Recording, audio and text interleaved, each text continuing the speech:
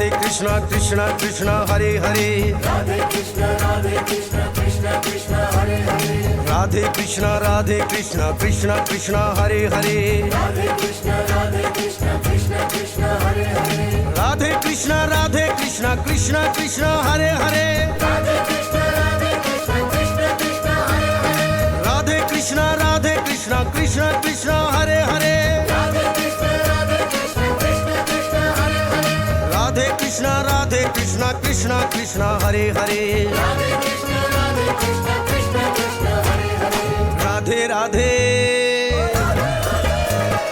राधे राधे जपो चले आएंगे बिहारी, राधे राधे जपो चले आएंगे बिहारी, राधे राधे जपो चले आएंगे बिहारी, राधे राधे जपो चले आएंगे बिहारी, राधे राधे जपो चले आएंगे बिहारी, राधे राधे जपो चले आएंगे बिहारी, राधे राधे रटो चले आएंगे बिहारी, राधे रटो चले आएंगे बिहारी, ओ राधे राधे रटो चले आएंगे बिहारी। राधे राधे रटो hello hello hello hello hello hello hello hello hello. हाँ जी, राधे राधे जपो चले आएंगे बिहारी, सारे बच्चे फटाफट से इसको शेयर कर दो और अपने अपने स्टेटस पे लगा लो जी, जपो चले आएंगे बिहारी, और लाइक का बटन ठोक दो।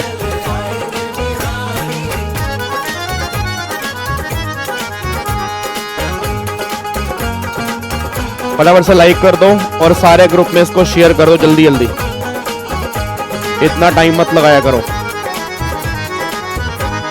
राधा मेरी चंदा चकोर है बिहारी, राधा मेरी चंदा चकोर है बिहारी, राधा मेरी चंदा चकोर है बिहारी, राधा मेरी चंदा चकोर है बिहारी, राधा मेरी चंदा चकोर है बिहारी, राधा मेरी चंदा चकोर है बिहारी, राधा मेरी चंदा चकोर है बिहारी, राधा मेरी चंदा चकोर है बिहारी। राधे राधे राधे राधे जपो चले आएंगे बिहारी, राधे राधे जपो चले आएंगे बिहारी, राधे राधे जपो चले आएंगे बिहारी, राधे राधे जपो चले आएंगे बिहारी, आएंगे बिहारी चले आएंगे बिहारी, आएंगे बिहारी चले आएंगे बिहारी। आएंगे बिहारी चले आएंगे बिहारी, जल्दी शेयर कर दो इसको, के राधे राधे सारे व्हाट्सएप ग्रुप में डालो फटाफट से इसको जल्दी, इतना टाइम मत लगाओ। जपो चले आएंगे बिहारी,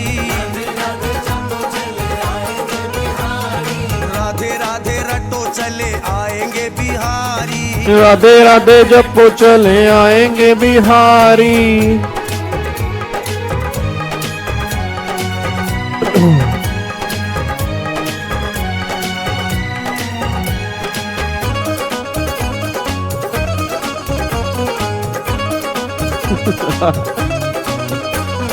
राधा रानी मिश्री तो सवाद है बिहारी, राधा रानी मिश्री स्वाद है बिहारी, राधा रानी मिश्री तो सवाद है बिहारी, राधा रानी मिश्री स्वाद है बिहारी, राधा रानी मिश्री तो सवाद है बिहारी, राधा रानी मिश्री स्वाद है बिहारी। राधे राधे सवाद है बिहारी, स्वाद है बिहारी। राधे राधे राधे राधे जपो चले आएंगे बिहारी। ओहो हो, ऐसा लग रहा है सत्संग चल रहा है। सत्संग होता है ना, सत्संग चल रहा होता है, भजन चल रहा होता है।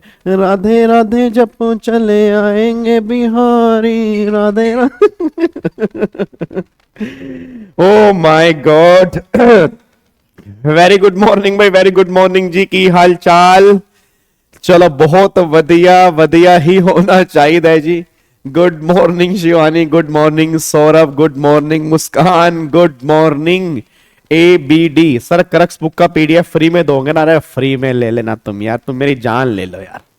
कैसी बात करते हो, क्रक्स बुक की भी तुमने क्या बात कर दी। गुड मॉर्निंग शक्ति, good morning Divyanshi, good morning Jatin, good morning Prince, good morning धरती। ये धरती मेरी माँ है, ये धरती मेरी माँ है। चलो जी, वेरी गुड मॉर्निंग जी। गाबा बहन के दरबार में प्रणाम। सोनाली ब्रो, ओके, आपका प्रणाम हम स्वीकार करते हैं। चलो अब सारे बच्चे यहां पे ध्यान दो जी। अब आज हमें दो चीजें करनी है। एक तो चैप्टर 1 में जिन बच्चों ने क्वेश्चंस कल ट्राई किए थे तो ऑब्वियस सी बात है उनके डाउट्स भी आए हैं, तो पहले एक बार फटाफट से वो डाउट्स हम डिस्कस करेंगे। जिन्होंने क्वेश्चन ट्राई नहीं किए उनको लग रहा है कि थ्योरी के रट्टे मारेंगे रट्टे मारेंगे रट्टे मारेंगे, जब पेपर में उनके फट्टे लगेंगे ना, तब उनको लगेगा कि नहीं क्वेश्चन करने चाहिए थे। ठीक है, बट जिन्होंने क्वेश्चन ट्राई किए हैं, I am so proud of you कि आपको पता है कि आप किस सिंसियर तरीके से पढ़ाई कर रहे हैं और आपको डर है कि आपको टेक्स्ट निकालना है, तो आई होप आपके बहुत बढ़िया नंबर भी आएंगे। तो एक तो उनके थोड़े बहुत डाउट्स हैं, एक बार पहले फटाफट से वो डाउट्स मैं डिस्कस कर लूंगा और फिर आज वाली क्लास में हम चैप्टर 2 की आज हम स्टार्टिंग करने जा रहे हैं। और चैप्टर 2 जो हमारा है वो हमारा रेजिडेंशियल स्टेटस का चैप्टर है। अगेन मोस्ट इंपोर्टेंट चैप्टर है, इसके भी क्वेश्चंस हम इसके साथ में ट्राई करेंगे। कुछ क्वेश्चंस मैं आपको घर से होमवर्क दिया करूंगा, कुछ क्वेश्चन जो है इस हम रिवीजन क्लास के अंदर ही करेंगे, बस ये पर ध्यान दो। और जैसे हमारा रेजिडेंशियल स्टेटस वाला चैप्टर खत्म होगा, इसके बाद जो हम चैप्टर करेंगे वो मैं तुम्हें रिवीजन कराऊंगा कैपिटल गेन की, क्योंकि बहुत सारे बच्चों को कैपिटल गेन में डर लग रहा है और मुझे उम्मीद है कि इस बार कैपिटल गेन में कम से कम 10 से 15 नंबर तक का पेपर बनेगा। तो कैपिटल गेन हम बहुत डिटेल में बहुत बढ़िया तरीके से विद क्वेश्चन हम रिवाइज करेंगे, तो उसके लिए आप निश्चिंत हो जाओ बिल्कुल जी। ठीक है, अब रेजिडेंशियल स्टेटस के चैप्टर में हम ये टारगेट लेके चल रहे हैं कि आज हमारी 2 तारीख है, आज हमारी 2 तारीख है, तो 2, 3, 4, 5 मतलब 5 तारीख को हम ये चैप्टर अपना खत्म करेंगे। फिर 6 तारीख से जो हम रिवीजन स्टार्ट करेंगे वो कैपिटल गेन की रिवीजन स्टार्ट करेंगे, बस ये पर ध्यान दो।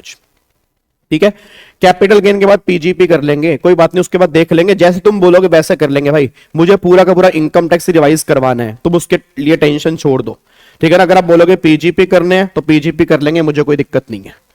ठीक है, अच्छा इधर देखो ध्यान से। अब आपके नोट्स जो है ना, वो नोट्स आपके मैंने शेयर नहीं किए थे, तो नोट्स मैं क्लास खत्म होने के बाद, आज वाली क्लास के बाद ये नोट्स शेयर कर दूंगा। ये नोट्स आपके हैं रेजिडेंशियल स्टेटस के हैं। ठीक है, तो जैसे आज मेरी क्लास खत्म होगी ये मैं सारे के सारे ग्रुप में डाल दूंगा, बट अभी तक इस नोट्स को मैंने शेयर नहीं किया था। ठीक है ना, क्योंकि इसमें कुछ मेरे को चेंजेस करने थे, तो जैसे आज वाली क्लास खत्म होगी इसको मैं डाल दूंगा। ठीक है, चलो इधर सुनो ध्यान से। अब एक बार पहले इसको स्टार्ट करने से पहले ना कुछ बच्चों के डाउट्स आए हैं, एक बार पहले वो डाउट्स हम डिस्कस करते हैं। एक तो डाउट मेरे पास आया है यश का, मैं उस बच्चे का नाम भी लूंगा जिसने डाउट लिखा है, ताकि उसको अच्छा लगे कि देखो सर ने मेरा नाम लिया। तो एक तो यश का डाउट आया है। यश का डाउट ये है कि सर क्वेश्चन 30 और 31 में कैजुअल इनकम दी हुई है, ठीक है, और डिडक्शन दी हुई है, ठीक है, अंडर चैप्टर 6 है कि बट डिडक्शन ओनली क्वेश्चन 30 में मिली है, 31 में डिडक्शन क्यों नहीं मिली है। तो यश का डाउट ये है, और इवन क्वेश्चन 30 और 31 में ना और भी कई बच्चों के डाउट है। तो एक बार क्वेश्चन नंबर 30 और 31 एक बार देख लेते हैं, ताकि सबके डाउट्स जो हैं वो डाउट्स यहां से क्लियर हो जाएं। अब सुनो ध्यान से, क्वेश्चन 30 और 31 को समझाने से पहले ना थोड़ा सा मुझे पहले आगे का करवाना पड़ेगा, क्योंकि जो बातें आपने मुझसे पूछी हैं वो बातें चैप्टर 1 की नहीं है, वो बातें आगे की हैं, बट क्वेश्चन चैप्टर 1 में दिया हुआ है, तो थोड़ा सा मैं आपको बताना चाहता हूं। याद करो, जब आपने रेगुलर बैच में डिडक्शन का चैप्टर किया होगा, तो आपको वहां पर मैंने क्लास में डिस्कस किया था, या कहीं से भी आपने क्लास ली होगी, वहां पर उन टीचर ने ये डिस्कस किया होगा कि जो चैप्टर 6A की डिडक्शंस होती हैं, सेक्शन 80C से लेकर 80U वाली, वो डिडक्शंस आपको हर इनकम में से मिलती हैं, बट कुछ इनकम ऐसी हैं जिनमें से आपको डिडक्शंस नहीं मिलती हैं। एक तो लॉन्ग टर्म कैपिटल गेन 112, तो अगर मान लो मेरे लॉन्ग टर्म कैपिटल गेन है, अब अगर मान लो लॉन्ग टर्म कैपिटल गेन मेरे आ रहे हैं 112 वाले, तो उसमें से मेरे को डिडक्शंस नहीं मिलती हैं। फिर अगर long term capital gain 112A वाले हैं, उसमें से भी मेरे को डिडक्शंस नहीं मिलती हैं। फिर अगर शॉर्ट टर्म कैपिटल गेन अगर 111A वाले हैं, उसमें से भी मुझे डिडक्शंस नहीं मिलती हैं। फिर अगर मेरी कैजुअल इनकम है, उसमें से भी मेरे को डिडक्शंस नहीं मिलती, for example batting, gambling, lottery, online games, इनमें से भी मेरे को डिडक्शंस नहीं मिलती। और फिर जो आपकी अनडिस्क्लोज इनकम होती है या अनएक्सप्लेन मनी होती है, उसमें से भी आपको डिडक्शंस नहीं मिलती। तो ये सारी इनकम ऐसी होती है जिसमें से आपको डिडक्शंस नहीं मिलती है, बाकी सब इनकम में से डिडक्शन मिल जाती है, और वो भी तब अगर आपने नॉर्मल स्कीम ली हो। और आपको मैंने कल भी कहा था कि अगर क्वेश्चन साइलेंट होगा तो एक क्वेश्चन हमें नॉर्मल स्कीम के बेस पे करके चलने हैं, बस ये पर ध्यान दो जी। अब एक बार यहाँ पे क्वेश्चन नंबर 30 देख लेना चाहिए। हेलो भाई साहब, इधर देखो ध्यान से, एक बार आप क्वेश्चन नंबर 30 देखना। क्वेश्चन नंबर 30 में क्या लिखा हुआ है, उसने दो केस आपको दिए हैं। अब दो केस में वो सैलरी की इनकम कह रहा है 6 लाख और यहाँ पे कैजुअल इनकम कह रहा है 2 लाख। तो 6 और 2 कितना हो गया, 8 लाख रुपए। डिडक्शन कितनी है, 1,80,000। तुम सब जानते हो 180 जो है वो 2 लाख में से तो नहीं मिलेगी, बट क्या वो 180 की डिडक्शन क्या इस 6 लाख की इनकम में से मिल सकती है? यस, मिल सकती है। तो जो बच्चा ये बात कह रहा है ना, यश ने मेरे से क्वेश्चन पूछा, जो यश ये बात कह रहा है कि सर यहाँ पे क्यों दी है, तो यहाँ पे कैजुअल इनकम में से नहीं दी, यहाँ पे अल्टीमेटली जो डिडक्शन मिली है वो सैलरी की इनकम में से मिली है।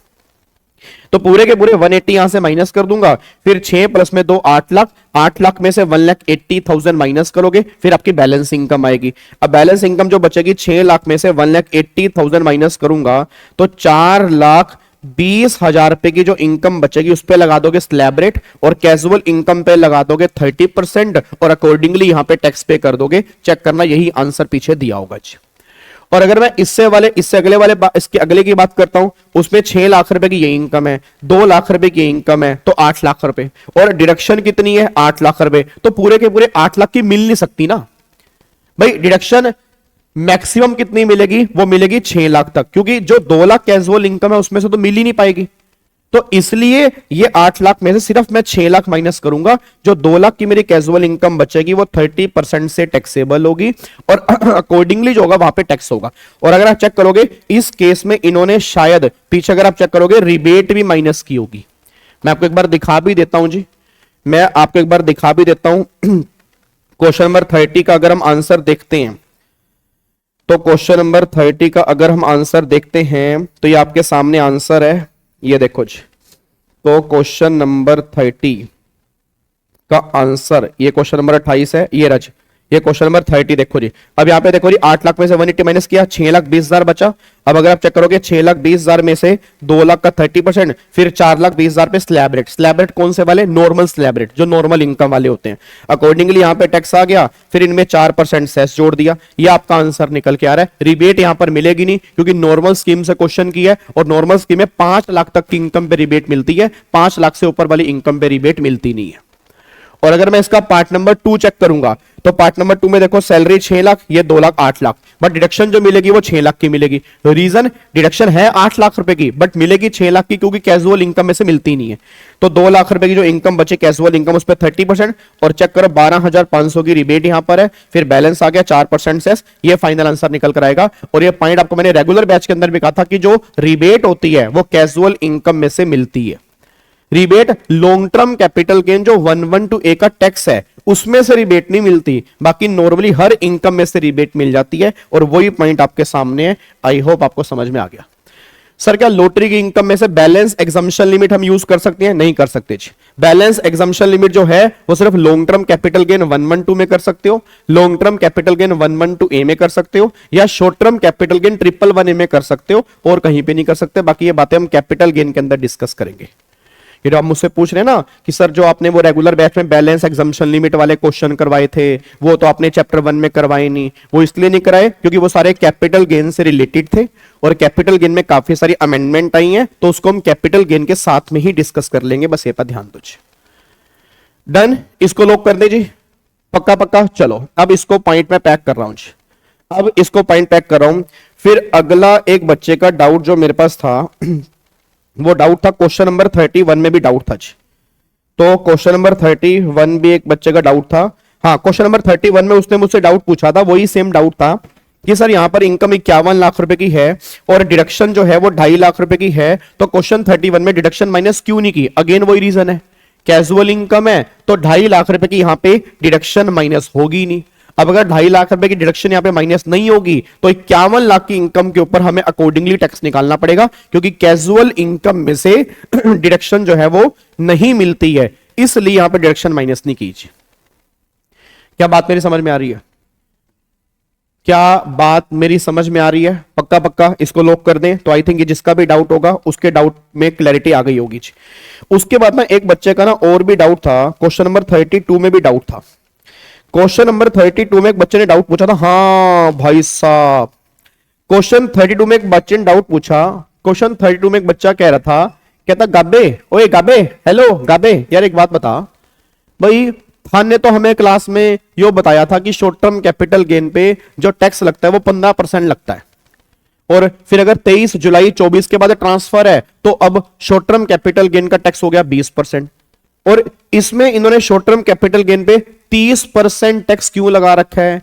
अब अगर आप नालायक नहीं होते, अगर आप क्वेश्चन ध्यान से पढ़ते तो आपको पता लगता।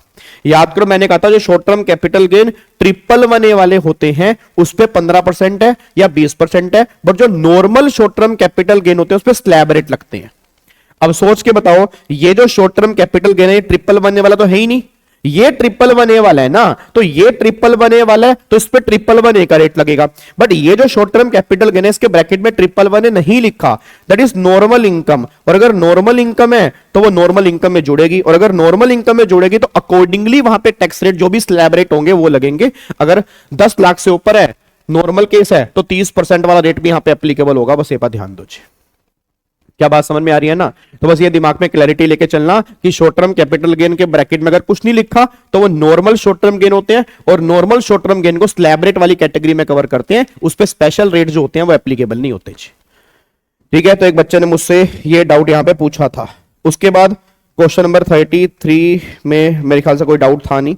अच्छा एक क्वेश्चन नंबर 18 और 19 एक बच्चे का डाउट आया था, जबकि मैंने कल भी कहा था कि दोनों क्वेश्चन एग्रीकल्चर इनकम वाले हैं, तो जो भी एग्रीकल्चर इनकम वाले हैं उन क्वेश्चन को एक बार छोड़ दो। ठीक है ना, एग्रीकल्चर इनकम हो गया या पार्शियल इंटीग्रेशन मेथड हो गया, ये दोनों क्वेश्चन अभी आपने डिस्कस नहीं करने क्योंकि वो पॉइंट हमारा पेंडिंग है। तो दोनों के दोनों क्वेश्चन आपके एग्रीकल्चर इनकम वाले हैं, इसीलिए वो क्वेश्चन आपसे नहीं हुए। ठीक है, और एक बच्चे ने और में से डाउट पूछा था, जबकि मैंने वो कल बताया भी था कि वो क्वेश्चन मत करना। अगेन वो क्वेश्चन था क्वेश्चन नंबर 12, और एक क्वेश्चन पार्शियल इंटीग्रेशन मेथड का ही है। अगर आप चेक करोगे ना क्वेश्चन नंबर 12 का सॉल्यूशन अगर आप देखोगे तो इसमें इन्होंने पार्शियल इंटीग्रेशन मेथड के बेस पे ही कैलकुलेशन की होगी। देखो ये पार्शियल इंटीग्रेशन मेथड से ही की है। ठीक है जी। एक बच्चा कह रहा सर डाउट के लिए मैसेज कहां करें? मैंने कहा था वीडियो के कमेंट बॉक्स में डाल देना। तो जिन जिन बच्चों के कमेंट आए थे तो उनके मैंने स्क्रीनशॉट ले लिए थे और उसी के डाउट्स के मैं रिप्लाई कर रहा हूं जी। ठीक है जी। सर अगर स्पेशल इनकम वाले क्वेश्चन में डेट ना दी हो तो कौन सा रेट एप्लीकेबल करेंगे? अगर स्पेशल इनकम वाले केस में डेट ना दी हो तो नए वाला लो एप्लीकेबल करेंगे, बट ऐसा होगा नहीं। ऑलवेज आपको डेट दी होगी, ट्रांसफर की डेट तो दी होगी ना भाई। एक बात बताओ, ट्रांसफर की डेट तो हमेशा दी होगी कि आपने कैपिटल एसेट कब ट्रांसफर की है। हाँ, अगर कुछ भी नहीं कहा, मान लो एग्जामिनर भूल गया तो फिर नया लो एप्लीकेबल कर देना। और ये पॉइंट अगेन मैं दोबारा बोल रहा हूं, हम कैपिटल गेन में बहुत बढ़िया तरीके से डिस्कस करेंगे। अब अच्छा हाँ, एक फिर आदित्य है। आदित्य अगर मेरे सामने बैठा है, हेलो भाई साहब, आदित्य है, सुनो ध्यान से। अब एक आदित्य का डाउट है। आदित्य का डाउट यह है कि सर इलस्ट्रेशन 8 में मार्जिनल रिलीफ क्यों नहीं दिया डिफॉल्ट स्कीम के अंदर? आदित्य अगर आप उस क्वेश्चन को चेक करोगे ना, उस क्वेश्चन में इनकम है 5 करोड़ 1 लाख रुपए। अब बताओ 5 करोड़ 1 लाख रुपए की इनकम है तो डिफॉल्ट स्कीम में 2 करोड़ के बाद जो है वो 25% सरचार्ज लगता है। तो कंपैरिजन किससे करेंगे? 2 करोड़ से। अब कंपैरिजन कर रहे 2 करोड़ से, इनकम तुम्हारी 5 करोड़ 1 लाख रुपए है, तो 3 करोड़ से तुम्हारी इनकम बड़ी है, इतना टैक्स थोड़ा बड़ा होगा भाई। नॉर्मल स्कीम में 5 करोड़ के बाद 37% सरचार्ज है, तो नॉर्मल स्कीम पे कंपैरिजन करोगे 5 करोड़ से, बट डिफॉल्ट स्कीम में तो कंपैरिजन 2 करोड़ से करोगे ना, तो इनकम तो बहुत ज्यादा बड़ी है, इतना टैक्स बड़ा ही नहीं होगा, तो उस केस में आपको एमआर नहीं मिलेगा। बस ये बात ध्यान दो। ठीक है, और आदित्य का अलावा आदित्य का डाउट क्वेश्चन नंबर 32 भी ले लिया मैंने, और क्वेश्चन नंबर 38 के अंदर भी वही सेम बात है कि short term capital gain normal short term capital gain है। अच्छा हाँ, एक क्वेश्चन नंबर 32 में आदित्य का ये डाउट था कि सर जो क्वेश्चन नंबर 32 है इसमें डिडक्शन जो है इन्होंने 1,61,000 क्यों दी है, जबकि डिडक्शन तो यहां पे 2 लाख रुपए है। ये क्वेश्चन भी बहुत बढ़िया था। हाँ, ये देखो वही क्वेश्चन आ गया ना अनुष्का का भी। तो बच्चा कहता है सर इसमें डिडक्शन जो है वो 2 लाख है तो 161 क्यों दी है? वही सेम बात आ गई, वही सेम बात आ गई। देखो हेलो भाई साहब, इधर वही सेम बात आ गई। डिडक्शन कहां कहां से नहीं मिलती? शॉर्ट टर्म कैपिटल गेन 111 में से नहीं मिलती, लॉन्ग टर्म कैपिटल गेन 112 में से नहीं मिलती, लॉन्ग टर्म कैपिटल गेन 112 ए में से नहीं मिलती, और कैजुअल इनकम में से नहीं मिलती। अब एक बात मेरे को बताओ, ये नॉर्मल इनकम है 48,000, फिर हाउस प्रॉपर्टी की नॉर्मल इनकम है, बिजनेस की इनकम नॉर्मल इनकम है, ये लॉन्ग टर्म गेन है, इसमें से नहीं मिलेगा। शॉर्ट टर्म गेन ये नॉर्मल इनकम है, ट्रिपल बने वाली नॉर्मल इनकम नहीं है, इसमें से नहीं मिलेगा। लॉटरी की इनकम में से नहीं मिलेगा, अदर इनकम में से मिलेगा। अब अगर आप चेक करोगे यहां पे 48,000, 32,000, 28,000, 42,000 और 11,000, तो अगर आप चेक करोगे 161 बनेगा, तो 161 की ही डिडक्शन आपको मिलेगी, पूरे 2 लाख की नहीं मिलेगी। क्या बात मेरी समझ में आ रही है? तो 161 की आपको डिडक्शन मिलेगी, पूरे 2 लाख की डिडक्शन जो है वो आपको नहीं मिलेगी। बस ये पर ध्यान दो, ये बातें आपकी यहां पे निकल के आ रही है। क्या इसको लोग कर सकते हैं? क्या इसको हम लोग कर सकते हैं? पक्का पक्का बताओ, कोई दिक्कत तो नहीं है? चलो जी, तो आदित्य का डाउट हो गया। उसके बाद ये था धनंजय मिश्रा का डाउट था, 18-19 क्वेश्चन एग्रीकल्चर इनकम वाला, वो हमने किया नहीं। फिर राहुल का डाउट था कि क्वेश्चन नंबर 30 हम देख चुके हैं, क्वेश्चन 31 भी हम देख चुके हैं, और उसके बाद 30 और 31 फिर यश का भी डाउट था, वो मैंने ले लिया। तो ऑलमोस्ट यही डाउट आपके थे जी, ठीक है, ऑलमोस्ट यही डाउट आपके थे। सर प्लीज बता दीजिए, रिबेट के लिए जीटीआई देखेंगे या total income? Total income, not gross total income after deduction income कितनी है, मतलब टोटल इनकम कितनी है, उसके बेस पे रिबेट मिलेगी। बस ये पर ध्यान दो। क्या बात मेरी समझ में आ रही है? ठीक है जी।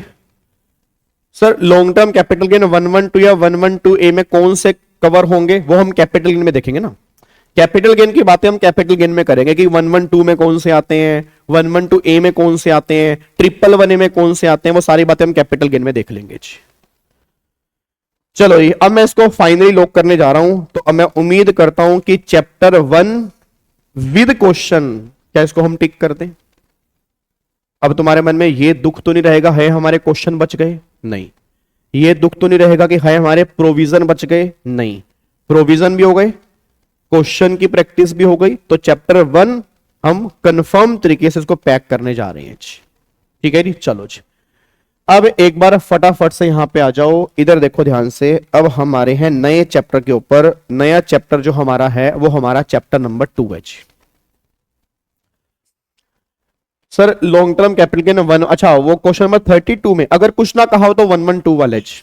अगर लॉन्ग टर्म कैपिटल गेन के बारे में कुछ ना कहा हो तो 112 ही मानते हैं उसको। 112 ए के बारे में स्पेसिफिकली लिखा होगा। ठीक है, चलो अब सारे बच्चे यहां पे ध्यान दो जी। अब सारे बच्चे यहां पे ध्यान दो।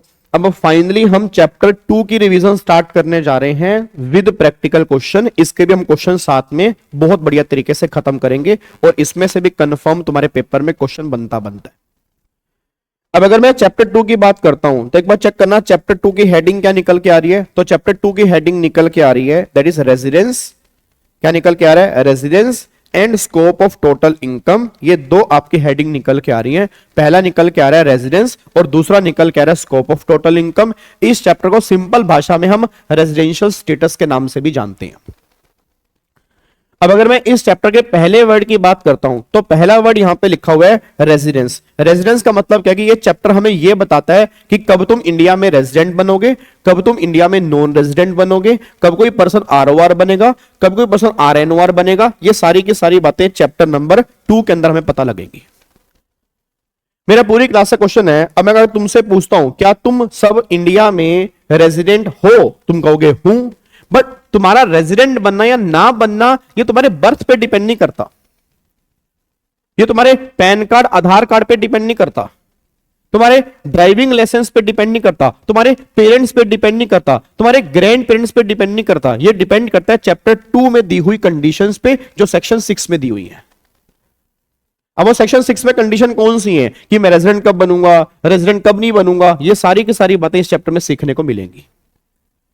फिर दूसरा इस चैप्टर में नाम है स्कोप ऑफ टोटल इनकम। तो स्कोप ऑफ टोटल इनकम का मतलब क्या है? स्कोप ऑफ टोटल इनकम का मतलब यह कि अगर कोई पर्सन इंडिया में रेजिडेंट बन जाएगा या अगर कोई पर्सन इंडिया में नॉन रेजिडेंट बन जाएगा तो रेजिडेंट और नॉन रेजिडेंट बनने के बाद उसके हाथ में मैक्सिमम कितनी इनकम टैक्सेबल होगी, वो सारी की सारी बातें चैप्टर 2 में है। जैसे मान लो मैं रेजिडेंट बन गया, अब अगर मैं रेजिडेंट बन गया तो रेजिडेंट बनने के बाद मेरे हाथ में कितनी इनकम टैक्सेबल होगी? क्या इंडिया में कमाई हुई इनकम मेरे हाथ में टैक्सेबल होगी? क्या इंडिया में रिसीव की हुई इनकम मेरे हाथ में टैक्सेबल होगी? क्या बाहर कमाई हुई इनकम मेरे हाथ में टैक्सेबल होगी? तो ये सारी की सारी बातें चैप्टर 2 आपको बताएगा कि रेजिडेंट बनने के बाद कितनी टोटल इनकम टैक्सेबल हो सकती है। ये सारी की सारी बातें भी इसी चैप्टर के अंदर पता लगेंगी, बस ये पर ध्यान दो जी। तो इस चैप्टर में दो बातें हमें सीखनी है जी। इस चैप्टर में दो बातें हमें सीखनी है। पहली बात तो ये सीखनी है कि हम रेजिडेंट या नॉन रेजिडेंट कब बनेंगे, या आरओआर कब बनेंगे, आरएनओआर कब बनेंगे, और ये सब बनने के बाद हमारी टोटल इनकम कितनी टैक्सेबल होगी, वो सारी बातें भी इस चैप्टर में सीखने को मिलेंगी जी। अब ये चैप्टर जो है ना, ये ध्यान रखना, सेक्शन नंबर 5 से लेके 9 तक आपके जो भी सेक्शंस हैं वो सारे के सारे रेजिडेंशियल स्टेटस के हैं। मतलब सेक्शन 5 से लेकर 9 तक जितने भी सेक्शंस हैं वो सारे के सारे रेजिडेंशियल स्टेटस के हैं। सबसे पहला section 5, scope of total income. Scope of total income मतलब वही कि एक पर्सन के हाथ में कितनी इनकम टैक्सेबल हो सकती है। 6 हमारा है रेजिडेंशियल स्टेटस, कि कब हम इंडिया में रेजिडेंट बनेंगे, कब हम इंडिया में नॉन रेजिडेंट बनेंगे, कब हम आरओआर बनेंगे, कब हम आरएनओआर बनेंगे, सारी बातें 6 में है। 7 है income deem to be received in India. ये बात हम डिस्कस करेंगे सैलरी के चैप्टर में। याद करो सैलरी में, अगर आपको थोड़ा बहुत याद आ रहा हो, आपने आरपीएफ का लो पढ़ा होगा, याद है आरपीएफ वाला? याद करो आरपीएफ में कि 12% तक कंट्रीब्यूशन एग्जम्प्ट होता है, 12% से ऊपर वाला टैक्सेबल होता है, फिर 9.5% तक एग्जम्प्ट होता है, और 9.5% से ऊपर वाला इंटरेस्ट टैक्सेबल होता है। तो 9.5% वाला इंटरेस्ट है या 12% से ऊपर वाला कंट्रीब्यूशन है, तो वो जो टैक्सेबल हमें करना है वो सेक्शन 7 के बेस पे टैक्सेबल करना है। सेक्शन 7 कहता है मान या ना मान, उसको मानना पड़ेगा कि वो तुमने इंडिया में रिसीव कर ली है। तो उसकी लिंकिंग जो है ना वो सेक्शन नंबर 7 की वो सैलरी के चैप्टर में आएगी, तो उसको हम सैलरी में डिस्कस करेंगे। उसके बाद सेक्शन नंबर 8 हमारे किसी काम का नहीं है, ये नॉट रेलिवेंट है, ये हमें डिस्कस नहीं करना। और 9 फिर हमारे सामने आएगा income deem to be accrue और अराइज इन इंडिया। मतलब कुछ इनकम ऐसी हैं इसको माने या ना मानो, मानना ही पड़ेगा, वो इनकम तुमने इंडिया में ही कमाई है और तुम्हारे हाथ में वो इंडिया में ही टैक्सेबल है। तो कोई मेरे को बताएगा मोटा मोटी इस चैप्टर में हमें कितने सेक्शन डिस्कस करने हैं बताओ? कम से कम लाइक तो ठोक दिया करो नालायकों, तुम्हारे हाथ में दर्द है क्या? मतलब कई बार तुम्हें चलता है भाई लाइक कर दे भाई, जो भीख मांगते हैं ना भाई, वही हालत तुम्हारे सामने करने वाली बात है। ये नहीं कि आपने आप आके खुद कर दिया करो। इतना इतना तो कम से कम यार होना चाहिए, प्यार इतना तो लगाव होना चाहिए, नालायक कहीं के। अब मेरे को बताओ मोटा मोटी जो है हमें 3 सेक्शन हमें यहां पे डिस्कस करने हैं। मोटा मोटी कौन कौन से? 5, 6 और 9। दोबारा बोलो कौन कौन से डिस्कस करने हैं?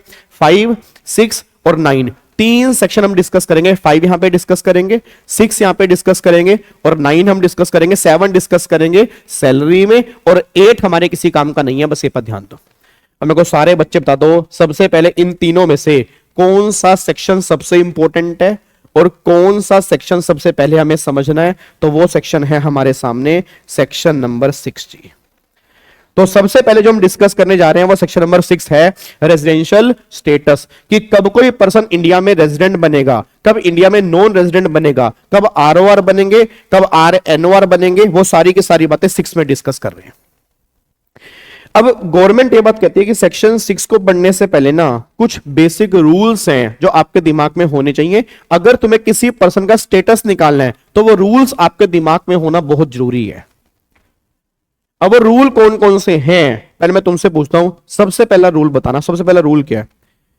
क्या हर पर्सन का स्टेटस निकालने के सेम रूल्स हैं या हर पर्सन का स्टेटस निकालने के सेपरेट रूल्स हैं? पहले मेरे को ये बताओ जी।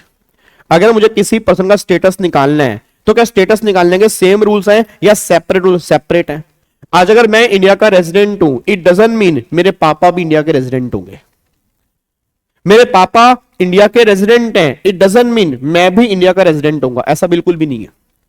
मेरे पापा क्या है, मेरी मम्मी क्या है, मैं क्या हूं, एचईएफ क्या है, पार्टनरशिप फर्म क्या है, कंपनी क्या है, इन सब के सेपरेट रूल्स होंगे स्टेटस को निकालने का। पॉइंट नंबर 1 ये है जी। फिर पॉइंट नंबर 2 मेरे को एक बात और बताना, मेरा पूरी क्लास से क्वेश्चन है, किसी पर्सन का रेजिडेंशियल स्टेटस जो हमें निकालना है क्या वो असेसमेंट ईयर के लिए निकालना है या प्रीवियस ईयर के लिए निकालना है? प्रीवियस ईयर के लिए, क्योंकि इनकम किस साल की निकालनी है? Previous year. तो स्टेटस भी किस साल का निकलेगा? प्रीवियस ईयर का निकलेगा जी। तो रूल नंबर 2 अपने दिमाग में डाल के चलना कि जो भी हम स्टेटस निकालेंगे वो प्रीवियस ईयर का निकालेंगे, असेसमेंट ईयर का नहीं निकालेंगे, क्योंकि इनकम निकलेगी प्रीवियस ईयर की, तो स्टेटस भी जो है वो प्रीवियस ईयर का ही निकलेगा। रूल नंबर 2 ये है जी। रूल नंबर 3 बताओ, क्या इंडिया का सिटीजन होना और इंडिया का रेजिडेंट होना क्या दोनों सेम कॉन्सेप्ट है, सेपरेट कॉन्सेप्ट है? बताना मुझे जी। मैं इंडिया का रेजिडेंट हूं, मैं इंडिया का रेजिडेंट हूं, मैं इंडिया का सिटीजन हूं, क्या दोनों कॉन्सेप्ट सेम है, सेपरेट है? सेपरेट है भाई। ऐसा अगर मैं इंडियन सिटीजन हूं, इट डजंट मीन मैं इंडिया का रेजिडेंट भी हूं। अगर मैं इंडिया का रेजिडेंट हूं, इट डजंट मीन मैं इंडियन सिटीजन भी हूं। ये दोनों कॉन्सेप्ट अलग अलग हैं। एक फॉरेन सिटीजन भी इंडिया का रेजिडेंट बन सकता है और एक इंडिया का रेजिडेंट होने वाला भी फॉरेन सिटीजन हो सकता है। यह बात दिमाग में लेके चलना चाहिए। और एक पॉइंट लास्ट में और बताओ, एक पर्सन एक साल में एक से ज्यादा कंट्री का क्या रेजिडेंट बन सकता है? बिल्कुल बन सकता है, क्योंकि रेजिडेंट होना ना होना ये बर्थ पे डिपेंड नहीं करता, कंडीशन पे डिपेंड करता है। जितनी कंट्री में कंडीशन सेटिस्फाइड करोगे उतनी कंट्री के रेजिडेंट बन जाओगे। बस ये पर ध्यान दो जी, ठीक है। तो ये रूल्स अगर आपके समझ में आते हैं तो स्टेटस निकालना इजी है। देखो पहला पॉइंट क्या है जी, पहला पॉइंट यहां पे जो निकल के आ रहा है, कहां पर है, ये रहा। देखो ये पहला पॉइंट तो निकल के आ रहा है, एक पर्सन एक से ज्यादा कंट्री का भी रेजिडेंट बन सकता है। फिर उसके बाद सिटीजनशिप और ये ओरिजिनशिप और रेजिडेंशियल स्टेटस, ये अलग अलग कॉन्सेप्ट है। फिर जो रेजिडेंशियल स्टेटस हम डिटरमाइन करते हैं वो हर पर्सन का सेपरेटली कैलकुलेट करते हैं, और जो स्टेटस हम निकालते हैं वो स्टेटस प्रीवियस ईयर का स्टेटस निकालते हैं, असेसमेंट ईयर का स्टेटस नहीं निकालते हैं। बस ये पर ध्यान दो। क्या बात मेरी समझ में आ रही है? ठीक है, पक्का पक्का। अब यहां पे आओ, अब रेजिडेंशियल स्टेटस निकालने की क्या क्या कंडीशंस हैं, अब यहां से हम स्टार्ट करते हैं सेक्शन नंबर 6 जी। सर आप स्पेशल रेट वाली इनकम कराओगे? हाँ बिल्कुल कराएंगे यार। कैपिटल गेन में बताया तो कैपिटल गेन में कराएंगे जी, कैपिटल गेन में कराएंगे, उसके क्वेश्चंस भी करेंगे बढ़िया वाले। मेरे को सारे बच्चे बताओ, पहले सारे बच्चे बताओ, यहां तक कोई डाउट तो नहीं है? यहां तक कोई डाउट तो नहीं है? बिल्कुल बेसिक बेसिक बातें हैं। चलो अब यहां पे हम डिस्कस करने जा रहे हैं कि एक पर्सन का रेजिडेंट होना या नॉन रेजिडेंट होना किस पे डिपेंड करता है। अब सेक्शन 6 से बात कहता है कि हमारे सेक्शन में 2 कंडीशन है। अब मेरे को सारे बच्चे बोल देना 2 कंडीशन है, 2 बेसिक कंडीशन है, उन दोनों में से अगर कोई एक कंडीशन सेटिस्फाइड करोगे तो आप इंडिया के रेजिडेंट बन जाओगे। मतलब गवर्नमेंट ये बात करे कि आपकी 2 कंडीशन है, अगर उन दोनों में से आप सिंगल कंडीशन भी सेटिस्फाइड करते हो तो आप इंडिया के रेजिडेंट बन जाओगे, अदरवाइज आप रेजिडेंट नहीं बनोगे। अब वो पहली कंडीशन बताओ क्या निकल के आ रही है? पहली कंडीशन निकल के आ रही है कि रेलिवेंट प्रीवियस ईयर में आप 182 डेज या उससे ज्यादा होने चाहिए। नोट्स कहां? ये लो भैया, ऐसा करो, नोट्स पकड़ो भाई। चलो ठीक है भाई, फिर अब कभी नहीं मिलेंगे, नोट्स पकड़ो, काम खत्म। अबे नोट्स ना हो गए, पता नहीं क्या हो गया यार, हद हो गए। तुम्हें पता भी है तुम कितने नोट्स डाउनलोड कर चुके हो आज तक? तुम्हारी गैलरी में नोट्स ही तो हैं। कितने नोट्स हैं वो तुम भूल चुके हो। गैलरी भर रही है 256 GB फुल, फिर डिलीट करो फोटो, फिर डाउनलोड करो notes. X teacher, Y teacher की बुक पढ़ी है, एक्स का क्वेश्चन बैंक पढ़ा है, वाई की चार्ट बुक पढ़ी है, पी टीचर की समरी बुक पढ़ी है, डी टीचर के क्वेश्चन बैंक पढ़ा है, एफ टीचर के समरी नोट्स पढ़े हैं, पी टीचर के फिर नोट्स पढ़े हैं, फिर क्यू टीचर के फिर नोट्स पढ़े हैं, नोट्स ही नोट्स पढ़े हैं। उसको पढ़ना भी होता है नालायकों, इकट्ठे नहीं करने होते नोट्स। 10 बार एक कमेंट में डाल दिया नोट्स, गाबासन नोट्स, गाबासन नोट। अरे पढ़ तो लो नालायकों, नोट्स भी मिल जाएंगे। ऐसी तुम्हें कौन सी घबराहट हो रही है कि मैं आज ही भाग जाऊंगा नोट्स लेकर? हद होगी बिल्कुल ही यार। नोट्स ना होगे, पता नहीं क्या होगे। नोट्स दे दो बस, नोट दे।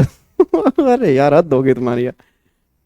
इधर सुनो ध्यान से, अब यहां पे चेक करो। अब सुनो ध्यान से, मैं कहना क्या चाह रहा हूं, मेरा पूरी क्लास का क्वेश्चन है। तो पहली कंडीशन क्या निकल के आ रही है? फर्स्ट कंडीशन निकल के आ रही है कि अगर आपके 182 डेज या उससे ज्यादा दिन हैं रेलिवेंट प्रीवियस ईयर में, तो आप इंडिया में क्या बन जाओगे? रेजिडेंट बन जाओगे। अच्छा एक बात मेरे को बताओ, 182 डेज अगर एग्जैक्ट है क्या तो भी रेजिडेंट बन जाऊंगा? क्या अगर मैं 182 डेज अगर एग्जैक्ट है क्या तो भी रेजिडेंट बन जाऊंगा? जल्दी बोलो हाँ या ना। बिल्कुल बन जाऊंगा जी, बिल्कुल बन जाऊंगा। अगर मेरे पास एग्जैक्ट 182 डेज है तो भी मैं क्या बन जाऊंगा? रेजिडेंट बन जाऊंगा। अच्छा अगर 181 डेज है, अगर 181 डेज रहा हूं तो ये मत कहना नॉन रेजिडेंट बन जाऊंगा। आप ये बोलो सेकंड कंडीशन चेक करनी पड़ेगी, क्योंकि सेकंड कंडीशन भी है। और सेकंड कंडीशन ये बात कहती है कि अगर तुम रेलिवेंट प्रीवियस ईयर में 182 डेज नहीं रहे, 182 डेज से कम रहे बट 60 डेज या उससे ज्यादा रहे। मतलब पहली बात समझो, हेलो भाई साहब, ओए इधर देखो, इधर देखो, हेलो ओए ओ इधर इधर। पहली कंडीशन, अगर मैं 182 डेज या उससे ज्यादा रहा तो मैं रेजिडेंट बन गया, पहली कंडीशन की वजह से। क्लियर है? अगर मैं 182 डेज से कम रहा बट 60 डेज या उससे ज्यादा रहा, नहीं बात समझ में आ रही। अगर मैं 182 डेज से कम रहा बट 60 डेज या उससे ज्यादा रहा और पिछले 4 साल में 365 दिन या उससे ज्यादा रहा तो मैं सेकंड कंडीशन में रेजिडेंट बन जाऊंगा। बस ये पर ध्यान दो। तो क्या बात मेरी समझ में आ रही है? तो देखो मैंने यहां पे क्या लिखा है कि अगर आप रेलिवेंट प्रीवियस ईयर में 182 डेज या उससे ज्यादा रहे हो तो आप रेजिडेंट बन जाओगे, या आप 60 डेज और मोर रहे हो और पिछले 4 साल में 365 दिन या उससे ज्यादा रहे हो तो भी आप रेजिडेंट वाली कैटेगरी में आ जाओगे। बस ये पर ध्यान दो।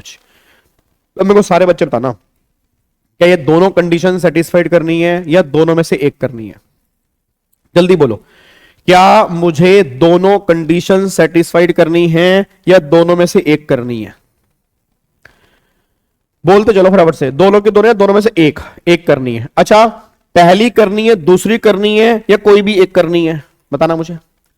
पहली कंडीशन सेटिस्फाइड करनी है, दूसरी कंडीशन सेटिस्फाइड करनी है या कोई भी एक कंडीशन सेटिस्फाइड करनी है? कोई भी एक कंडीशन सेटिस्फाइड करनी है।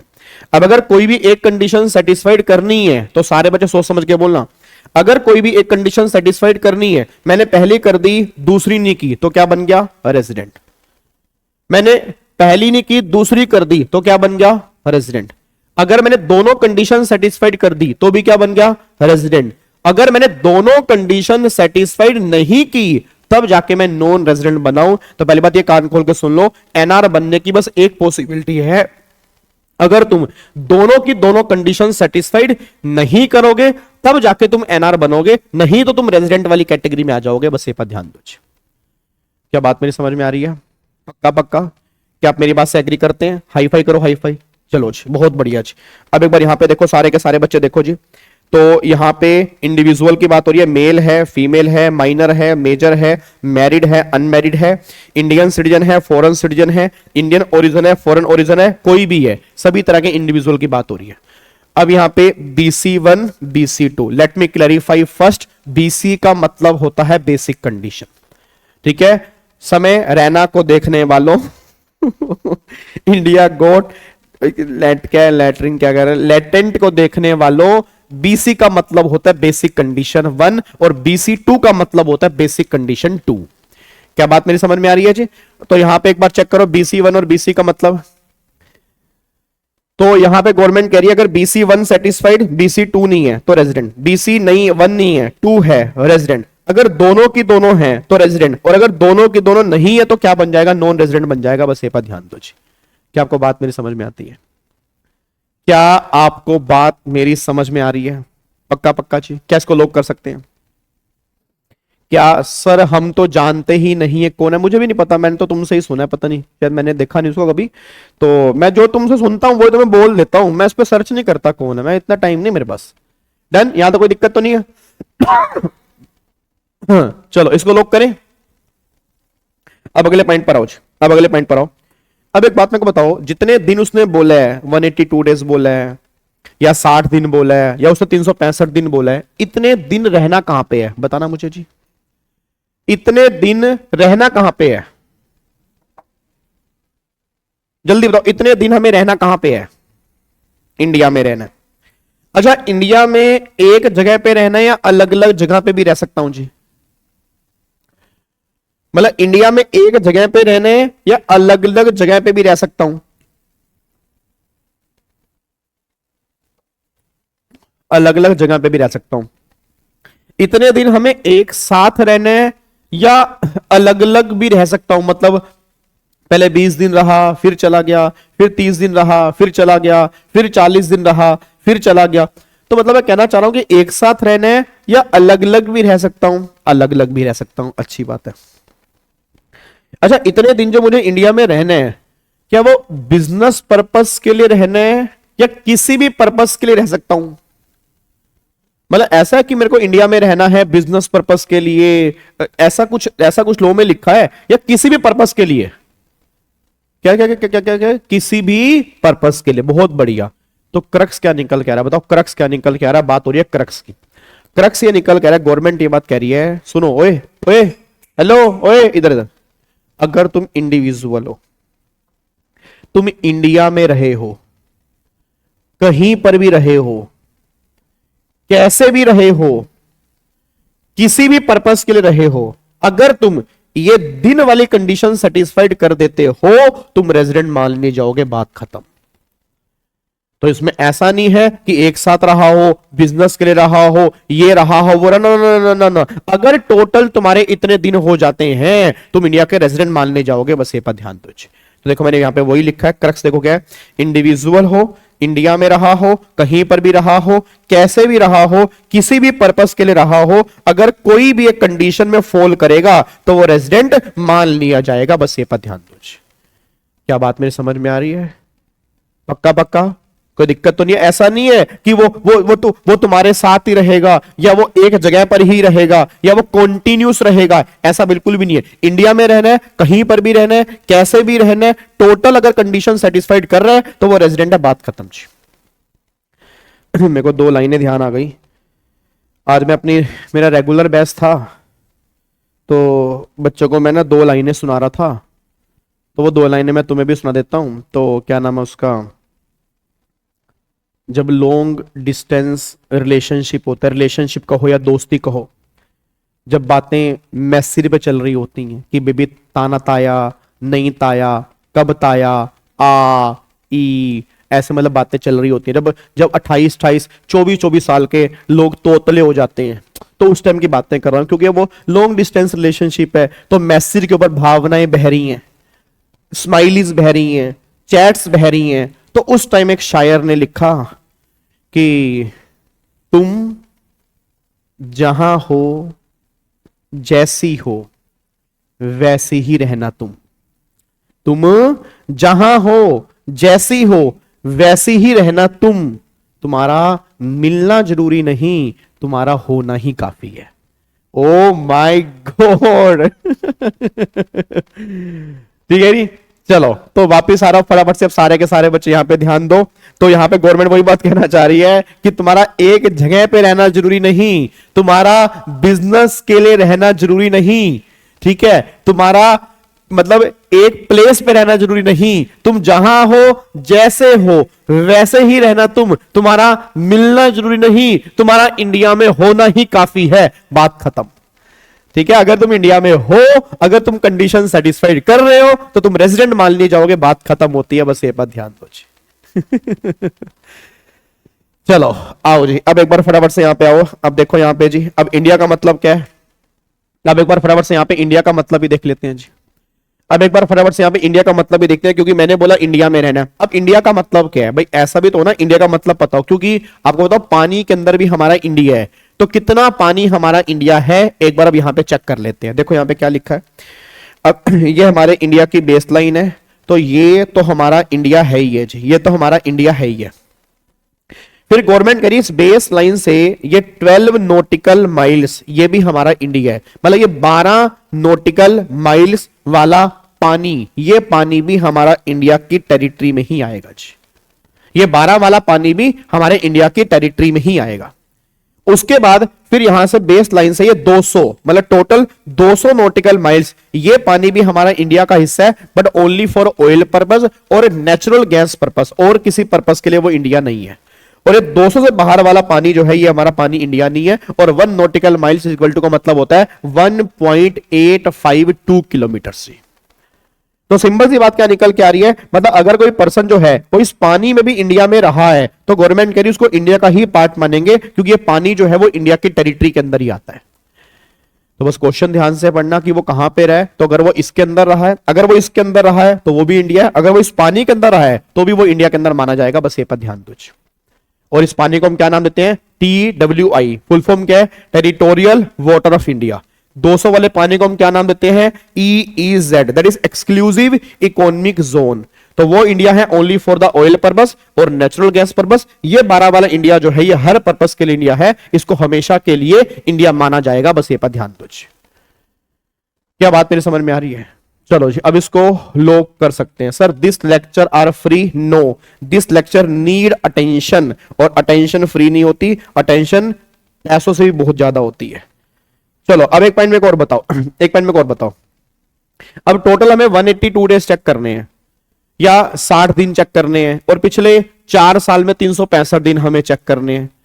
तो मैं आपसे ना एक बात जानना चाह रहा हूं, मान लो एक पर्सन है, अब एक पर्सन इंडिया से बाहर गया, बाहर से इंडिया में आया, फिर इंडिया से बाहर गया, बाहर से इंडिया में आया, फिर बाहर से इंडिया में आया, फिर इंडिया से बाहर गया। अब सोच के बताना, मेरा पूरी क्लास से क्वेश्चन है, जो ये बाहर से इंडिया में आ रहा है या इंडिया से बाहर जा रहा है, ये दोनों दिन हमें इंडिया में काउंट करने हैं या इंडिया से बाहर काउंट करने हैं? जल्दी बताओ, ये दोनों दिन हमें इंडिया में काउंट करने हैं या इंडिया से बाहर काउंट करने हैं? कैसे काउंट करने हैं बताओ? ये दोनों दिन हमें काउंट कैसे करने हैं? ये दोनों दिन इंडिया में काउंट करने हैं। तो अगर तुम्हें क्वेश्चन में दिया हो ना ज्वाइनिंग और साइनिंग ऑफ, तो ये दोनों के दोनों दिन इंडिया में ही काउंट होंगे, उसको इंडिया में मान के कैलकुलेशन करना, बस ये पर ध्यान दो। क्या बात मेरी समझ में आ रही है? लोग कर दें इसको, ठीक है। तो चलो जी, ये वाला पॉइंट हमारा यहां पे खत्म हो जाता है ठीक है। अब यहां पे एक बार क्वेश्चन देख लेते हैं जी।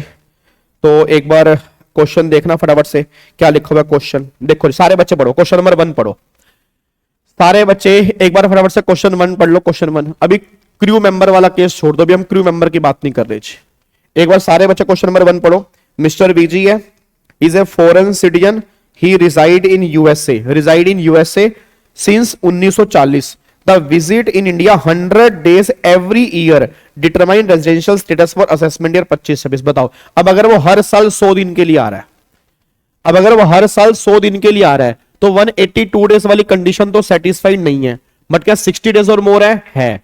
क्या पिछले 4 साल में 365 दिन है? तो 60 डेज और मोर है, और पिछले 4 साल में 365 दिन है, तो ये पर्सन जो है ये रेजिडेंट वाली कैटेगरी में आएगा, क्योंकि सेकंड बेसिक कंडीशन जो है वो सेटिस्फाइड कर रहा है। बस ये पर ध्यान दो। क्लियर है? पक्का पक्का। चलो अगले पॉइंट पर आओ जी। अब अगले पॉइंट पर आओ, क्वेश्चन नंबर 2 देखो। क्वेश्चन नंबर 2 क्या है? मिस्टर वीजी, ध्यान से पढ़ना। हेलो भाई साहब इधर। Mister VG is a foreign citizen, ये फॉरेन सिटीजन है। He visit in India on 25 January 25 for 240 दिन। अब सारे बच्चे बोल देना जी। अब वो ये बात कहना चाह रहे हैं, इंडिया में आया 25 जनवरी 25 को, 240 दिन के लिए आया, 240 दिन के लिए आया 25 जनवरी 25 को। उसका टोटल स्टे पिछले 4 साल में 400 दिन है। बताओ उसका स्टेटस बताओ जी। सारे बच्चे बताओ उसका स्टेटस बताओ जी।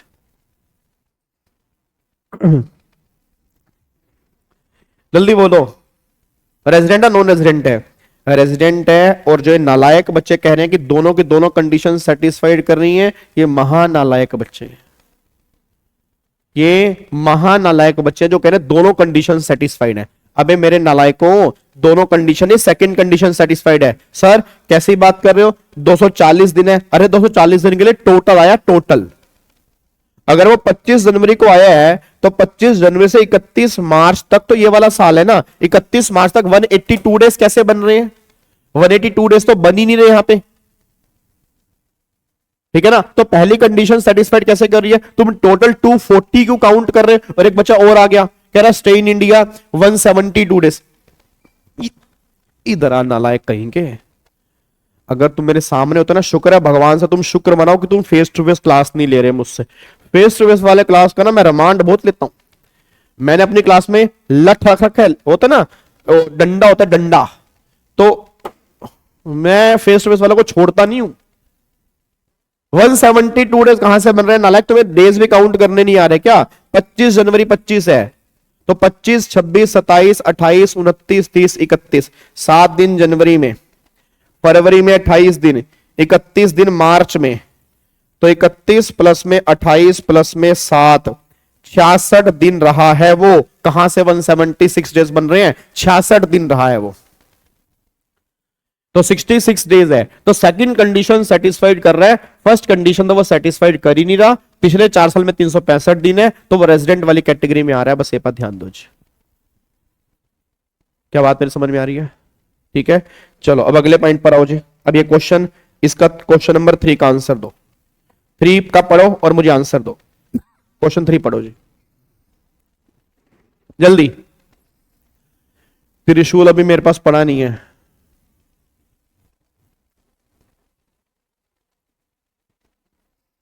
क्वेश्चन 3 का आंसर दो जी।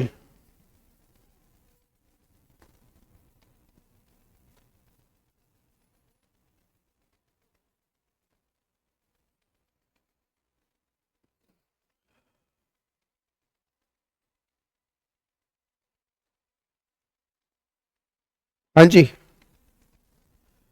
क्वेश्चन 3 का आंसर दो जी। रेजिडेंट है और कौन सी कंडीशन सेटिस्फाइड है? रेजिडेंट है, सेकंड बेसिक कंडीशन सेटिस्फाइड है। रेजिडेंट है सेकंड, कोई बच्चा कह रहा है फर्स्ट कंडीशन है, कोई बच्चा कह रहा है सेकंड कंडीशन है। कैसी बात कर रहे हो भाई तुम? फर्स्ट है सेकंड है, पहले ये क्लियर कर लो, फर्स्ट है सेकंड है या दोनों है? सेकंड कंडीशन है। एक बार चेक करना यहां पे क्या, मिस्टर वीजी है, इंडियन सिटीजन है, he left India first time on 18 July, वो पहली बार इंडिया छोड़ के गया 18 जुलाई को, to see Burj Khalifa and return to India 15 April 25, वो अगले साल आया। उसका स्टेटस निकालो। पहली बात है वो पहली बार गया, तो पहली बार गया तो पिछले 4 साल में 365 तो होगा ही होगा। इवन पिछले साल ही 365 रहा होगा, पिछले 4 साल छोड़ो, पिछले साल ही रहा होगा। और वो गया कब है?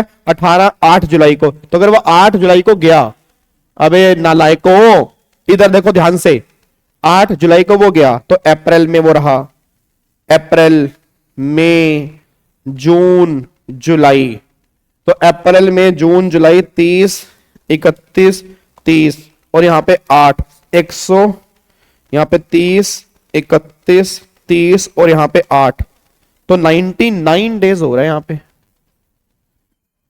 109 दिन कैसे हो रहा है? 18 है क्या ये?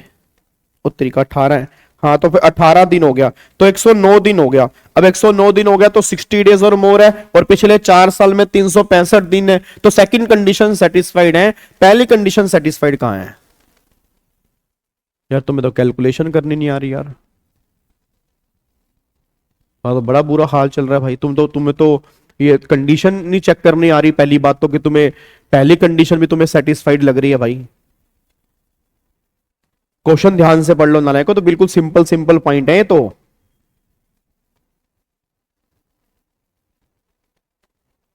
अगले पॉइंट पर आओ, ठीक है। इसमें आपके टोटल 109 दिन बन रहे हैं और पिछले यहां पे 109 दिन बन रहे हैं, सेकंड बेसिक कंडीशन सेटिस्फाइड है।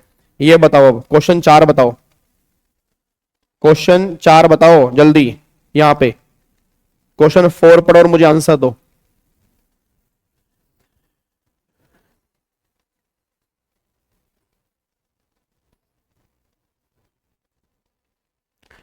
क्वेश्चन नंबर 4 पढ़ो। 4, मिस्टर एक्स है, इंडियन सिटीजन है, left India and visit in India as per the following dates. अब ये लेफ्ट इंडिया की डेट दी हुई है, ये विजिट इंडिया की डेट दी हुई है, और पिछले 4 साल में 280 दिन है। तो बताओ उसका स्टेटस क्या होगा, और साथ में ये भी बताना वो कितने दिन इंडिया में रहा है। ये वो चलाकी पंती मत करना कि रेजिडेंट नॉन रेजिडेंट, ये भी बताना वो प्रीवियस ईयर 24-25 में कितने दिन वो इंडिया में रहा है। ये भी मुझे चाहिए कि वो कितने दिन इंडिया में रहा है जी। हाँ जी, हेलो ओए भाई साहब, कि वो कितने दिन इंडिया में रहा है ये भी आपको बताना है मुझे। लो जी, 460 दिन आ गया जी, बहुत बढ़िया, वेरी गुड। एक साल में होते हैं 365, बच्चा कह रहा है 460, क्या बात है यार, बहुत बढ़िया। ऐसे ऐसे बच्चे हों तो इंस्टीट्यूट क्यों ना रिजल्ट काटे, रीजन क्या उसके पास। एक साल में 365 दिन होते हैं, एक बच्चा कह रहा है 380। आप खुद बताओ इंस्टीट्यूट तुम्हारे नंबर क्यों ना काटे, तुम्हें शोकोस नोटिस वो क्यों ना दे। मैंने बोला एक साल में कितने दिन रहा, बच्चा कह रहा है 380। 360 टोटल डेज होते हैं, टोटल डेज 360 होते हैं। 380 दिन कैसे रह सकता है कोई इंसान। भाई साहब 2 मिनट बैठ जाओ, मेरे को चक्कर आ रहे हैं, गिर जाऊंगा। मेरे को ना थोड़ा बहुत टैक्स आता है, मेरे को लग रहा है भूल जाऊंगा तुम्हारे साथ ना। बैठ जाता हूँ, 1 मिनट बैठ जाता हूँ, अच्छे से बैठ जाता हूँ। 1 मिनट बैठ गया मैं। हाँ अब जो मर्जी आंसर देते रहो तुम। तो 177, 176, कोई बच्चा एनआर कह रहा है 125 दिन, 128 दिन। बहुत बढ़िया, वेरी गुड जी। 178, 177, 179, 128, 112 दिन। सोनाली कह रही है एनआर है ये तो 104 दिन। बहुत, इधर देखो ध्यान से, गलती तुम्हारी नहीं है। सुनो ध्यान से नालायको, एक बात मेरे को बताओ, इंडियन सिटीजन है, इंडिया छोड़ के बाहर जा रहा है, फिर बाहर से इंडिया में विजिट कर रहा है, आपको स्टेटस बताना है। पिछले 4 साल में 280 दिन रहा है वो, तो पिछले 4 साल में 280 दिन रहा है, तो वो रेजिडेंट सिर्फ तभी बन सकता है अगर वो 182 डेज या उससे ज्यादा रहा हो, क्योंकि पिछले 4 साल में 365 दिन तो रहा नहीं। तो अगर 365 दिन नहीं रहा तो सेकंड कंडीशन में तो वो आ ही नहीं सकता। थोड़ा दिमाग ही चला लो, आएगा तो फर्स्ट कंडीशन में आएगा, और अगर फर्स्ट कंडीशन में आएगा तो 182 डेज वाली कंडीशन सेटिस्फाइड होनी जरूरी है। अब यहां पे एक बार चेक करना, वो 18 मई को छोड़कर गया, तो 18 मई 24, तो मतलब अप्रैल में वो इंडिया में रहा और मई के 18 दिन वो इंडिया में रहा, फिर चला गया। फिर आया कब है? 15 सितंबर को आया। तो 15 सितंबर को आया, तो जिस दिन आया वो दिन ही इंडिया में काउंट करेंगे। तो 15, 16, 17, 18, 19, 20, 6 और 10 दिन सितंबर के, और 10 और 6 16 दिन सितंबर में, फिर अक्टूबर में, फिर नवंबर में 18 दिन, फिर वो इंडिया से बाहर चला गया। फिर आया वो 18 दिसंबर को, 18 दिसंबर को आया, 5 जनवरी को वो गया, तो 18 दिसंबर, 18, 19, 20, 3 और दिसंबर में 11, और 11 और 3 14 दिन वो दिसंबर में रहा। जनवरी में वो 5 दिन रहा, फिर बाहर चला गया। फिर वो आया वैलेंटाइन डे के दिन 14 फरवरी को, और फिर बाहर नहीं गया। तो 14 फरवरी को आया, तो 14, 15, 16, 17, 18, 19, 20, 7 और 8 दिन और फरवरी में, क्योंकि 28 दिन है, तो 8 और 7 15 दिन फरवरी में। मार्च में 31 दिन। अब बताना कितने दिन है नालायकों, तुम्हें डेज काउंट करने, तो मैं मैथ सिखाऊंगा यहां पे बैठ के। 30, 18, 16, 31, 18, 14, 5, 15, 31, तो 178 डेज बन रहे हैं।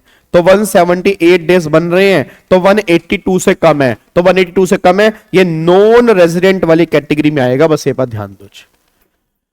पता नहीं भाई साहब कहां से दिन निकाल रहे हो, कहां 177 कर रहे हो, कहां 176 कर रहे हो, कहां 380 दिन कर रहे हो, कहां 128 डेज कर रहे हो, कहां 112 दिन कर रहे हो। मेरी समझ से ही परे है भाई साहब, तुम्हें तो डेज कैलकुलेट करने नहीं आ रहे अभी तक। तो ये पर्सन जो है ये नॉन रेजिडेंट वाली कैटेगरी में कवर है, ये पर्सन रेजिडेंट वाली कैटेगरी में कवर नहीं है। बस ये पर ध्यान देना चाहिए। क्या बात मेरी समझ में आ रही है? जिनका भी सही है बहुत बढ़िया, जिनका गलत है वो नालायक बच्चे हैं। पल्ले बड़ा तुम्हारे अब पक्का पक्का। चलो अब यहां पे आओ, अगले पॉइंट पर आओ जी। देखो यहां पर ये पर्सन क्या है, ये नॉन रेजिडेंट है। ये क्या है? नॉन रेजिडेंट है, क्योंकि दोनों की दोनों बेसिक कंडीशन जो है वो सेटिस्फाइड नहीं हो रही। यहां पे 178 डेज है, और 178 डेज होने की वजह से ये नॉन रेजिडेंट आएगा। बस अरे सौरभ 178 डेज है, 182 से कम है, बट 60 डेज और मोर है। बट पिछले 4 साल में नालायक 365 भी तो नहीं है, तो दोनों कंडीशन फेल हो गई। तो क्या बन गया? नॉन रेजिडेंट बन गया। बोलो हां। अगले पॉइंट पर आओ, ये क्वेश्चन कर लो। ये क्वेश्चन करके बताओ मुझे फटाफट से अभी जल्दी बताओ। मिस्टर वीजी है, फॉरेन सिटीजन है, वो यूएसए में रहता है 1990 से, और वो 24-25 में वो इंडिया में आ रहा है, फिर जा रहा है, और पिछले 4 साल में 320 दिन रहा है। पिछले 4 साल में 320 दिन रहा है, तो सारे के सारे बच्चे मुझे फटाफट से बोल दो वो क्या बनेगा जी। अब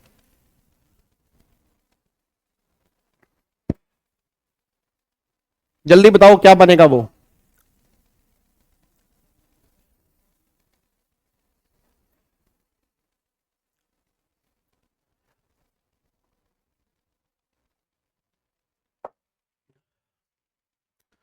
सर रेगुलर बैच वाली फीलिंग आ रही है अभी। रेगुलर बैच आपको, रेगुलर बैच में इस चैप्टर को खत्म करने में 7 लेक्चर लगते हैं। 7 मल्टीप्लाई 2.5 कितने? 18 से 20 घंटे। रिवीजन क्लास में खत्म हो जाएगा ये 4 घंटे में। अब तुम्हें इसमें कितनी फील आ रही है देख लो। तो रेगुलर में तुम बेयर एक्ट पढ़ते हैं, बेयर एक्ट की डेफिनेशन पढ़ते हैं। हाँ जी, कितने दिन आ रहे हैं जी? 205 दिन आ रहे हैं। सोनाली कह रही है एनआर है, हरलीन कह रही है 165 दिन आ रहे हैं। मुझे डेज बताओ, डेज कितने आ रहे हैं? 265 दिन, 205 दिन आ रहे हैं। तो अगर मैं यहाँ पे कैलकुलेशन करता हूं ना, तो आपके जो आ रहे हैं टोटल मिला के 205 दिन आ रहे हैं, 205। तो ये रेजिडेंट है क्योंकि पहली कंडीशन सेटिस्फाइड कर रहे हैं। बिल्कुल सही है। अच्छा, इसमें फर्क पता क्या है? इसमें फर्क क्या है? इसमें फर्क यह है कि इसमें विजिट इन इंडिया जो है वो पहले दिया हुआ है। आप अगर चेक करोगे ऊपर वाले क्वेश्चन में लेफ्ट पहले दिया हुआ है, इसमें विजिट पहले दिया हुआ है। तो इसमें कैलकुलेशन जो है ना वो थोड़ी सी अलग तरीके से होगी। जैसे उसने 15 जुलाई को वो आया, 18 अक्टूबर को गया, तो 15 जुलाई से 18 अक्टूबर तक वो इंडिया में था, तो उसके बीच के दिन निकालने हैं। फिर ऐसे ही फिर 15 नवंबर को आया, कब गया? 5 जनवरी को, तो इसके बीच के दिन निकालने हैं। ऐसे ही 3 फरवरी को आया, कब गया? 31 मार्च को, इसके बीच के दिन निकालने हैं। तो मतलब इस तरह से कैलकुलेशन करनी है। ऊपर वाले केस में लेफ्ट पहले था, इस वाले क्वेश्चन में विजिट पहले है। टोटल 205 दिन बन रहे हैं। तो फर्स्ट कंडीशन सेटिस्फाइड है, वो तो रेजिडेंट वाली कैटेगरी में आ रहा है।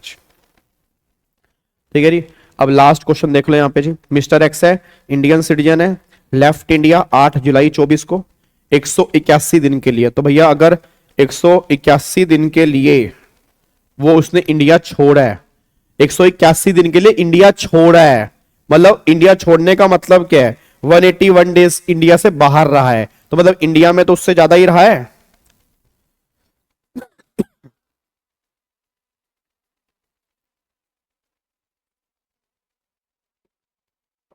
क्या बात मेरी समझ में आ रही है? ठीक है जी। तो मतलब ऑब्वियस सी बात है, वो पहली कंडीशन सेटिस्फाइड कर रहा है, सेकंड कंडीशन भी सेटिस्फाइड कर रहा है, तो वो दोनों के दोनों कंडीशन सेटिस्फाइड करेगा, वो रेजिडेंट वाली कैटेगरी में आएगा। बस ये पर ध्यान दो जी। तो मुझे बताओ, क्या ये फाइनली तुम्हें समझ में आ गया जी? ठीक है। अब अगर आपको ये समझ में आ गया, तो अब मैं आपको, अब जो अगले केस है ना, अब को आपको दिखाऊंगा एक मास्टर डायग्राम। आपका जो मास्टर डायग्राम है, ये है वो जबरदस्त मास्टर डायग्राम। एक बच्चा कह रहा था कि सर वो डायग्राम बनवा देना, तो टेंशन मत लो, इस नोट्स के अंदर वो सारे डायग्राम बने हुए हैं। ठीक है। अब सुनो ध्यान से, मैं कहना क्या चाह रहा हूं। अब एक बात मेरे को बता दो, अभी तक हमने क्या पढ़ा है? अभी तक हमने ये पढ़ा है कि भैया 2 बेसिक कंडीशन होती हैं, उन दोनों में से एक बेसिक कंडीशन भी सेटिस्फाइड करोगे, आप इंडिया के रेजिडेंट बन जाओगे। पहली कंडीशन सेटिस्फाइड, रेजिडेंट बन गए। पहली नहीं है, दूसरी है, रेजिडेंट बन गए। दोनों हैं, रेजिडेंट बन गए। दोनों नहीं है तो नॉन रेजिडेंट बन गए। ये सारी बातें हमने की है। अब गवर्नमेंट ये बात कहती है कि ये दोनों कंडीशन में से एक कंडीशन भी सेटिस्फाइड करोगे, आप रेजिडेंट बन जाओगे, बट ये कंडीशन 5 केस में हम चेक नहीं करेंगे। मतलब अब गवर्नमेंट ये बात कहना चाह रही है कि 5 केस ऐसे हैं कि जहां पे रेजिडेंट बनना या ना बनना कुछ अलग कंडीशन पे डिपेंड करता है, वो अलग केस है। मतलब ये जो हमने कंडीशन पढ़ी, मैं ये नहीं कह रहा हमारे काम की नहीं है, काम की है, पर उन 5 केस को छोड़ के, मतलब गवर्नमेंट कहना चाह रही है कि 5 केस ऐसे हैं जहां पे हमें अलग कंडीशन देखनी है, वहां पे रेजिडेंट बनना ना बनना वो कुछ अलग कंडीशन पे डिपेंड करेगा। बस ये पर ध्यान दो। तो अब मैं तुम्हें एक्सेप्शंस की बात कर रहा हूं। याद करो, हमने रेगुलर बैच में इसकी एक्सेप्शंस की थी। आपको मैं थोड़ा ओवरव्यू दे रहा हूं बस। एक याद है वो एम्प्लॉयमेंट वाला केस था कि आप इंडिया से बाहर जा रहे हो एम्प्लॉयमेंट पर्पस के लिए, आप इंडिया से बाहर जा रहे हो as a member of crew of Indian ship. आप बाहर से इंडिया में आ रहे हो, बाहर से इंडिया में आ रहे हो, अगर आपको याद आ रहा हो, और आपकी टोटल इनकम फॉरेन सोर्स की इनकम को छोड़ के वो 15 लाख तक है, या आपकी टोटल इनकम फॉरेन सोर्स की इनकम को छोड़ के 15 लाख से ज्यादा है, तो वहां पे कुछ 120 डेज वाली कंडीशन भी होती थी, अगर आपको थोड़ा थोड़ा याद आ रहा हो। और फिर एक वो डीम्ड रेजिडेंट वाला केस था कि माने या ना मानो मानना ही पड़ेगा, आप डीम्ड रेजिडेंट हो, उसमें भी कुछ कंडीशन थी कि आपकी टोटल इनकम 15 लाख से ऊपर होनी चाहिए। तो वही सबसे मेन है, वही सबसे मेन है, और वहीं से क्वेश्चन बनने की मुझे पूरी पूरी उम्मीद है इस बार। एक तो वो 15 लाख की कैलकुलेशन कैसे करते हैं, ठीक है, या इन 5 में से वो कोई एक पूछ सकते हैं और उसमें तुमसे 15 लाख की वो कैलकुलेशन भी पूछ लेंगे। ठीक है, तो ये 5 केस देखो इस तरह से हमारे सामने यहां पे लिखे हुए हैं। ये 5 केस आपके निकल के आते हैं। 2 केस लेफ्ट इंडिया वाले हैं, 2 केस विजिट वाले हैं, और एक केस जो है वो डीम्ड रेजिडेंट वाला है। और 15 लाख की इनकम में क्या क्या आएगा और क्या क्या नहीं आएगा, ये प्रॉपर उसकी टेबल है कि 15 लाख की लिमिट में क्या आएगा और क्या नहीं आएगा, वो सारी बातें यहां पे हैं। क्या बात मेरे समझ में आ रही है?